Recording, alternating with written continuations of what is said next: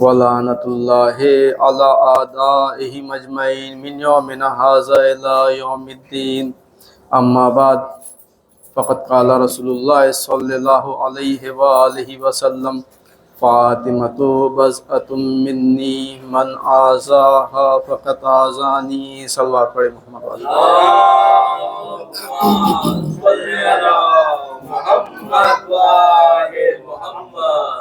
عزیزان گرامی و بزرگان قدر، آج روز شہادت جناب سیدہ ہے کہ جو بڑا ہی غمگین دن ہے کہ جس کے بارے میں علماء ارشاد فرماتے ہیں کہ آج کا دن عاشور سے کم نہیں ہے، کیونکہ یہ اس شخصیت کی شہادت ہے جو ہمارے 11 اماموں کی جدہ ہے، والدہ ہے، جن پر بڑے ظلم ڈھائے گئے، مصیبتیں ڈھائی گئی، لہٰذا آج کے دن کو بھی عاشور سے کم نہیں سمجھنا چاہیے۔ تو عزیزان گرامی، مسلسل چند ہفتوں سے فضائل جناب سیدہ بیان ہو رہے ہیں کہ جن کے بارے میں پیغمبر اکرم ارشاد فرما رہے ہیں فاطمۃ بضعۃ منی، فاطمہ میرا ٹکڑا ہے۔ جس نے فاطمہ کو اذیت پہنچائی اس نے مجھے اذیت پہنچائی۔ تو گزشتہ جمعے میں نے چند معنی بیان کیا تھا کہ فاطمہ نام رکھنے کی وجہ کیا ہے، کہ اللہ نے جناب سیدہ کا نام فاطمہ کیوں رکھا۔ ایک وجہ یہ بیان کی تھی کہ جناب سیدہ سے سارے گناہ منقطع ہیں، جیسا کہ آیت تطہیر نازل ہوئی انما یرید اللہ لیذھب عنکم الرجس اہل البیت ویطہرکم تطہیرا۔ اللہم صلی علی محمد وآل محمد۔ تمام رجس، تمام پالیدگی، تمام گندگی، چاہے وہ روحی اعتبار سے ہو چاہے وہ جسمی اعتبار سے ہو، یہ ان سے منقطع ہے، دور ہے، لہٰذا ان کا نام فاطمہ رکھا گیا۔ دوسری وجہ یہ ہے جو بیان کی گئی تھی کہ جناب سیدہ اپنے چاہنے والوں کو جہنم سے منقطع کرے گی، جہنم سے دور کرے گی، جہنم سے نجات دلائے گی، شفاعت کرے گی، لہٰذا ان کا نام فاطمہ رکھا گیا۔ اور تیسری وجہ بیان کی تھی کہ وہ جو دلوں میں خواہش رکھتے تھے پیغمبر کے بعد کہ پیغمبر کے بعد ہم خلیفہ ہوں گے، ہم پیغمبر کے جانشین ہوں گے، ہم امت کے ہادی اور رہبر ہوں گے، تو ان کی تمناؤں کو جناب سیدہ نے منقطع کر دیا۔ کس اعتبار سے؟ کہ جو بھی امام اور ہادی ہوگا، جو بھی خلیفہ ہوگا، جناب سیدہ کی نسل سے ہوگا، لہٰذا وہ ان کی خواہشوں کو منقطع کرنے والی ہے۔ مولائے کائنات اور پیغمبر کے بعد ان کے علاوہ کوئی ہادی اور رہبر نہیں ہو سکتا، جو ان کی نسل میں ہوگا وہی ہادی اور رہبر ہوگا۔ اور صلوات پڑھے محمد وآلہ۔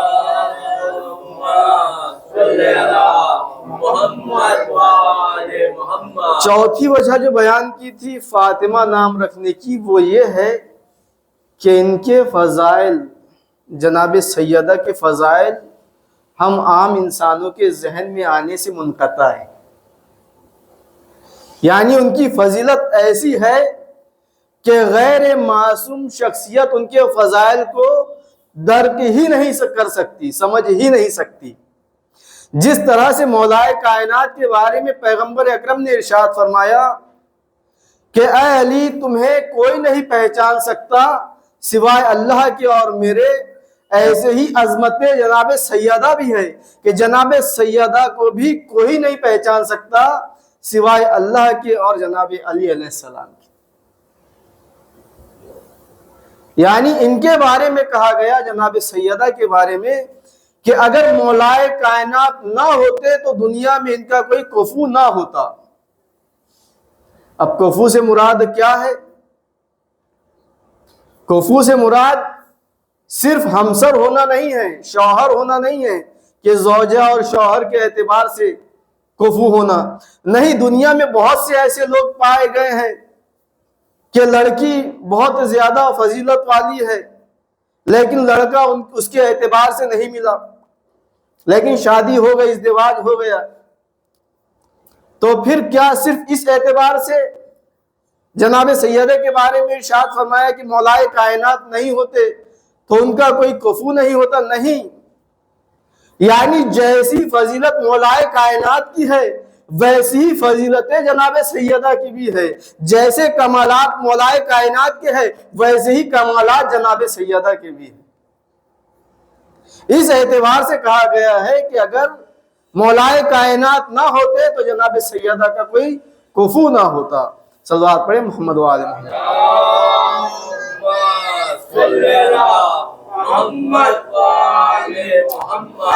آج دو اور معنی کو بیان کرنا ہے کہ جو دوسرے القاب ہے جناب سیدہ کے نام ہے، ایک ہے زہرا۔ تو زہرا نام کیوں رکھا گیا، زہرا کیوں کہا جاتا ہے؟ تو زہرا نام رکھنے کی وجہ بیان کر رہے ہیں۔ زہرا کے بے معنی درخشان و تابندہ است، یعنی چمکنے والا، جو بہت زیادہ چمکتا ہو اسے زہرا کہتے ہیں، لہٰذا جناب سیدہ کا نام زہرا بھی رکھا گیا ہے۔ حضرت امام صادق علیہ السلام بیان کرتے ہیں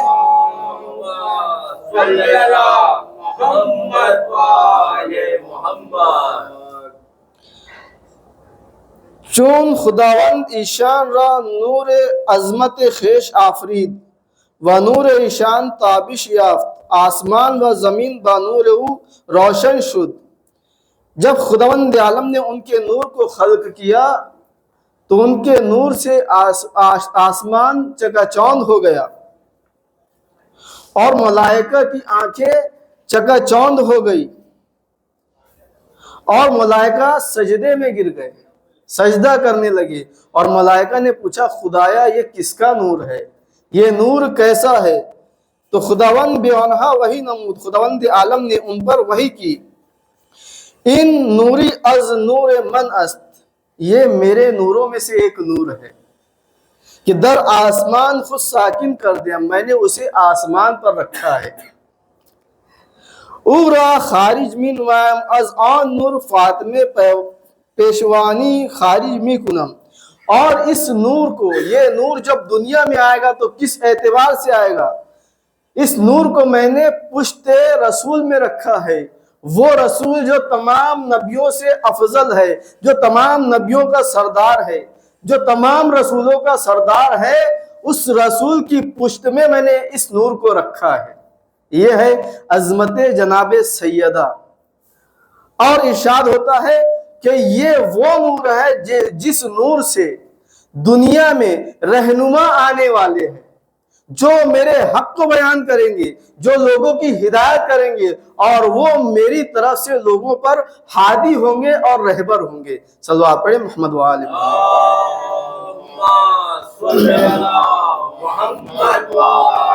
محمد۔ اور ایک اور روایت میں امام صادق علیہ السلام ارشاد فرماتے ہیں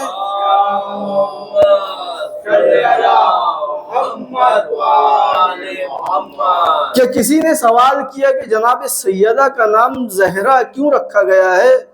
تو امام نے فرمایا ایشان وقتی ایشان در محراب عبادت می استاد، نور او برائے اہل آسمان چنان درخشش داشت کہ ستارے ہا برائے اہل زمین نور افشانی دارن، کہ جب وہ محراب عبادت میں کھڑی ہوتی تھی، یعنی جب وہ عبادت کے لیے مصلی عبادت پر آ جاتی تھی تو ان سے ایسا نور ساطع ہوتا تھا، ایسا نور نکلتا تھا، ایسی چمک نکلتی تھی جیسے زمین والوں کے لیے آسمان کے ستارے چمک پیش کرتے ہیں، ویسے زمین سے ایسا نور ساطع ہوتا تھا جناب سیدہ سے، لہٰذا انہیں زہرا کہا جاتا ہے۔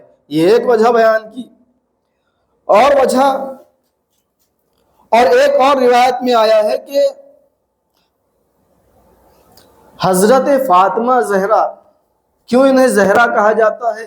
کہ جناب فاطمہ زہرا جب مولائے کائنات سے ازدواج ہو گیا تو مولائے کائنات کے لیے جو دن کا پہلا حصہ ہوتا ہے، پہلے حصے میں وہ سورج کی مانند ہوتی تھی، سورج کی مانند چمک دیتی تھی، اور ظہر کے وقت چاند کی مانند چمک دیتی تھی، اور عصر کے وقت یا مغرب اور عشاء کے وقت ستاروں کے مانند روشنی دیا کرتی تھی۔ اس لیے انہیں زہرا کہا جاتا ہے، زہرا نام رکھنے کی وجہ بیان کی گئی ہے۔ اور ایک اور لقب ہے محدثہ۔ محدثہ کیوں کہا جاتا ہے؟ یہ کہ از مقامات بلند حضرت فاطمہ محدثہ بودن ایشان است۔ محدثہ کسی است کہ از جانب خداوند مستقیم یا بے واسطے فرشتے بے الہام می شود، حقائق را مستقیم دریافت کند، ائمہ اطہار ہمگی محدث بودن۔ محدث کسے کہتے ہیں؟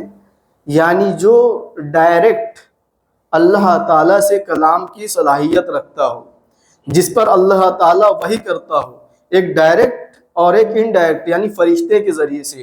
کبھی فرشتہ ان سے آ کر باتیں کرتا، کبھی اللہ تعالیٰ خود ان پر الہام کرتا تھا، لہٰذا انہیں محدثہ کہا جاتا ہے۔ اور جب پیغمبر اکرم اس دنیا سے رحلت کر گئے تو جناب سیدہ بہت غمگین رہا کرتی تھی، تو جبرائیل امین ان کے پاس آتے، انہیں تسلی تشفی دیتے، اور اس کے بعد جناب سیدہ پر خداوند عالم نے ایسی چیزیں الہام کی کہ مولائے کائنات نے اسے لکھا ہے، جسے مصحف فاطمہ کہا جاتا ہے، اور اس کے بارے میں کہا گیا جو کہ ہمارے 12ویں امام کے پاس موجود ہے۔ یعنی یہ کس طرح سے مولائے کائنات نے لکھی ہے، یہی محدثہ القاب اسی کی وجہ ہے۔ انہیں محدثہ اسی لیے کہا جاتا ہے کہ جو بھی الہام ہوتا تھا، جو بھی فرشتہ وحی کرتا تھا، تو جناب سیدہ وہ اسے بیان کرتی تھی اور مولائے کائنات اسے لکھتے جاتے تھے، وہ ایک کتاب کی شکل میں تیار ہو گئی۔ اور اس کے بارے میں کہا جاتا ہے کہ یہ ایسی کتاب ہے کہ جس میں قرآن کے ایک بھی الفاظ نہیں ہیں۔ یعنی جب کوئی محدث کتاب لکھتا ہے، کوئی مفسر کتاب لکھتا ہے، یا ائمہ اطہار کوئی چیز بیان کرتے ہیں تو اس میں حوالے ہوتے ہیں، قرآن کے ہوتے ہیں، قرآن کی آیتیں ہوتی ہیں، لیکن جو جناب سیدہ کی یہ کتاب ہے مصحف فاطمہ، روایت میں بیان ہوا ہے کہ یہ وہ کتاب ہے کہ اس میں قرآن کے ایک بھی الفاظ نہیں ہیں، یعنی اس کی وہ عظمت ہے۔ یہ جناب سیدہ کی فضیلت ہے، انہیں محدثہ اس لیے کہا جاتا ہے۔ صلوات پڑھیں محمد وآلہ۔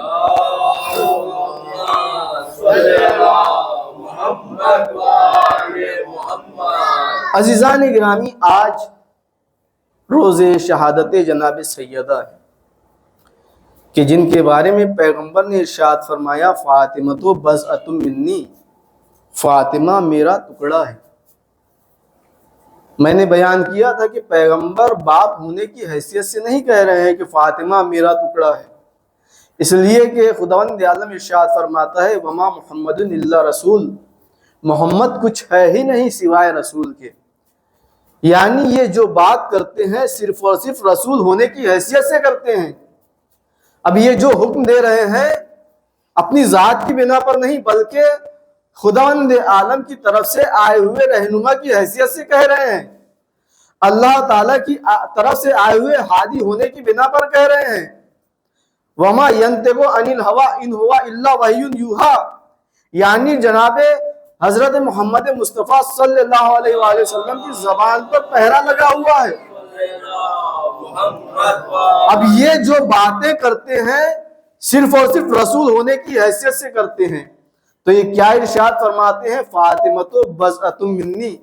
میں پورا وضاحت کے ساتھ نہیں بیان کروں گا، بس ایک نقطہ بیان کرنا ہے کہ فاطمہ میرا ٹکڑا ہے، یعنی فاطمہ یہ باپ ہونے کی حیثیت سے نہیں کہہ رہے ہیں جیسے ہم کہہ دیتے ہیں کہ میرا بچہ یہ میرے جگر کا ٹکڑا ہے، یہ میرے دل کا ٹکڑا ہے۔ نہیں، یہ رسالت رسول ہونے کے اعتبار سے کہہ رہے ہیں فاطمہ میرا ٹکڑا ہے، یعنی فاطمہ جزء رسالت ہے۔ یعنی اب رسالت کو بغیر سیدہ کے ہم تصور ہی نہیں کر سکتے۔ گویا یہ کہ رسالت کامل ہوتی ہے جناب سیدہ سے۔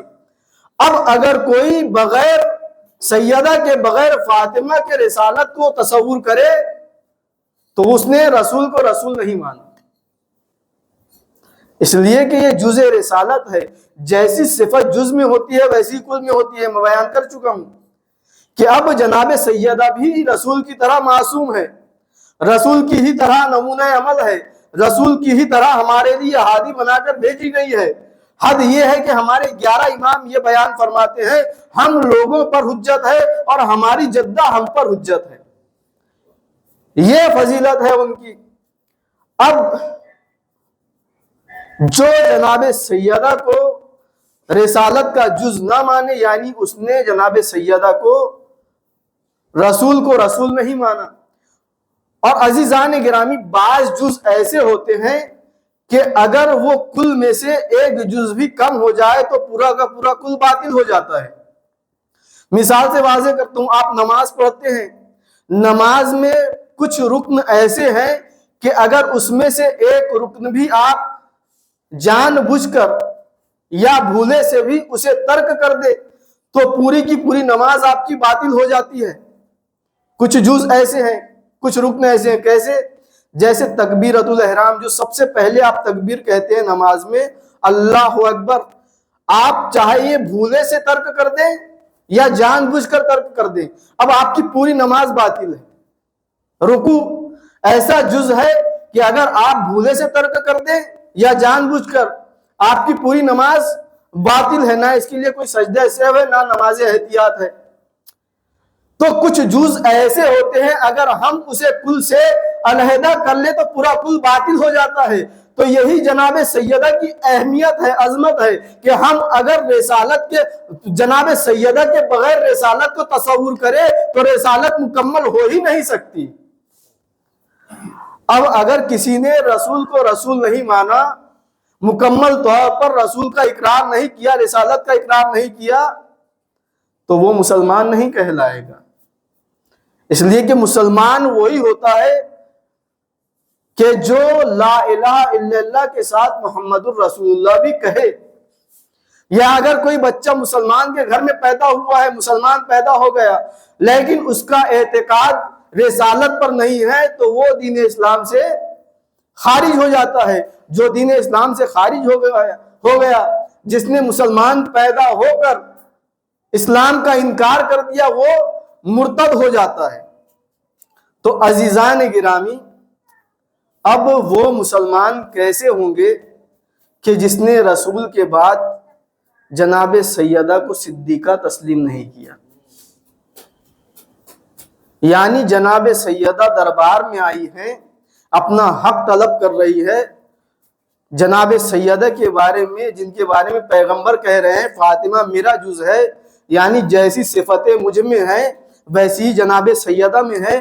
جناب پیغمبر اکرم کو پورا مکہ اور مدینہ امین مانتا تھا، صادق مانتا تھا، تو یہ جز رسالت ہے، یہ بھی امین اور صادق ہے۔ جب یہ کہہ رہی ہے دربار میں آ کر کہ فدق میرا حق ہے تو انہیں دے دینا چاہیے تھا۔ نہ دینے کا مطلب یہ ہے، گواہ بلوانے کا مطلب یہ ہے کہ صدیقہ تسلیم نہیں کیا۔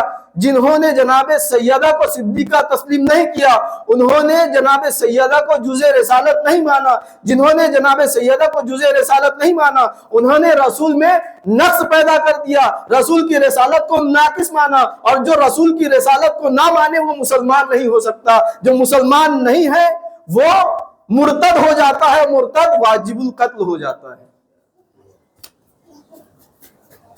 تو لہٰذا یہ لوگ واجب القتل ہو گئے تھے۔ اگر مولائے کائنات قیام کر لیتے تو سب سے پہلے ان کا قتل واجب ہو جاتا۔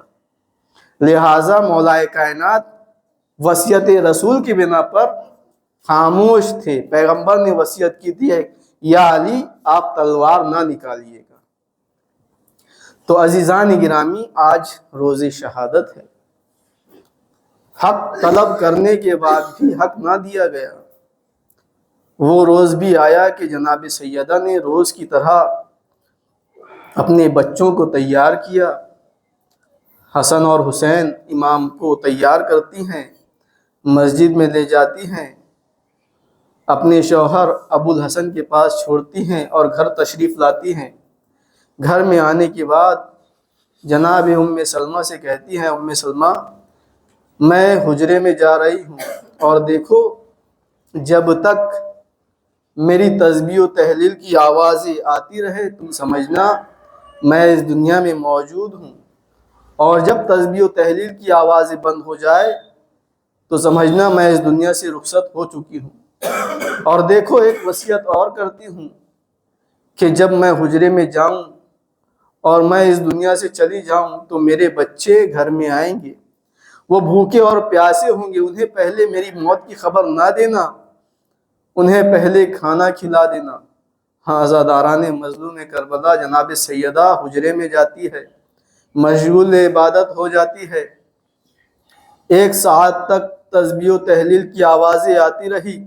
جب آوازیں آنا موقوف ہو گئی تو جناب ام سلمہ حجرے میں داخل ہو کر دیکھتی ہے، کیا دیکھتی ہے کہ جناب سیدہ جناب اسماء بنت امیس آ کر دیکھتی ہے کہ جناب سیدہ اس دنیا سے رخصت ہو چکی ہے۔ اب اسی اثنا میں حسنین داخل خانہ ہوتے ہیں، کہتے ہیں اے ام سلمہ اے اسماء ہماری اماں کہاں ہیں؟ جناب اسماء